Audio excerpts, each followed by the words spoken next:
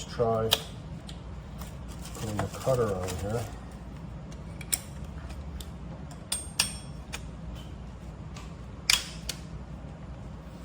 And then you pull this little safety thing back here, lock it in, and we're on.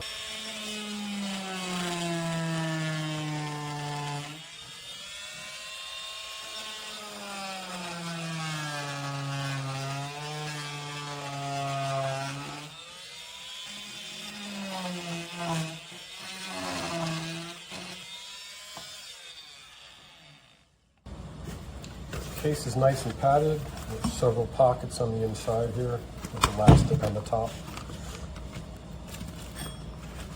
Holds all your attachments. It's nice and padded. It's got some kind of thick, feels like closed cell padding all the way around the top, the sides, and the bottom. And there's little handles here.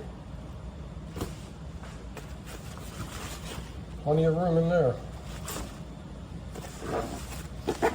Zips from both sides, so you can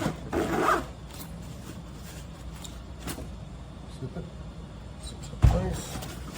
Very happy with this.